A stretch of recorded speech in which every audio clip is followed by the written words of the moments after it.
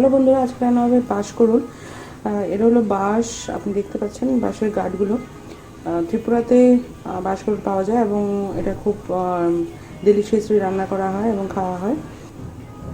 Anyway, প্রথমে আমি বাঁশগুলো কেটে নেব। এখানে কেটে নিয়েছি কাঁঠালের বিচি, অন্তত 10 থেকে 12টা কাঁঠালের বিচি আমি এখানে কেটে রেখেছি। দুটো আলু পিস করে রেখেছি, এগুলো সাইড করে রাখি। এবার কেটে নিই বাঁশ।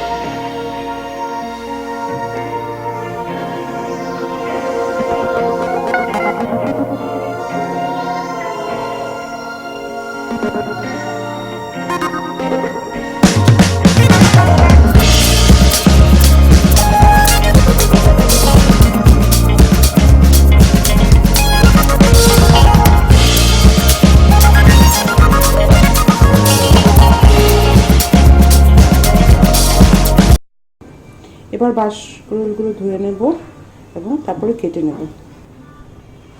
বাঁশকুড়ুল আপনি যেভাবে ইচ্ছা কাটতে পারেন, যেরকম সাইজে ইচ্ছা আপনি কাটতে পারেন। তো আমি একটু বড় বড় করেই কাটি।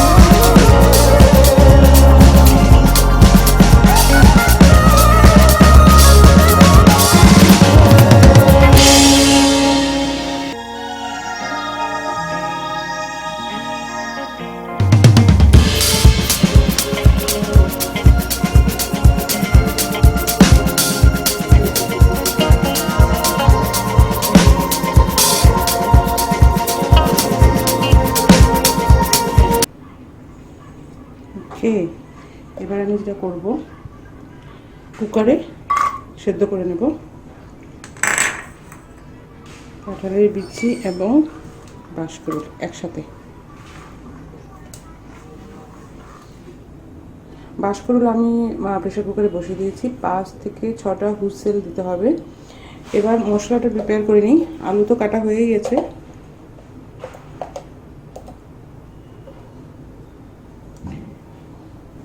ধনিয়া পাউডার, জিরা পাউডার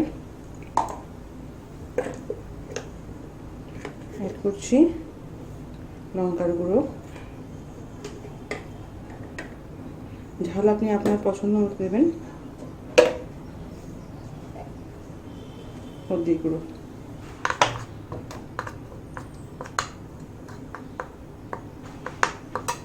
মশলা প্রিপেয়ার্ড।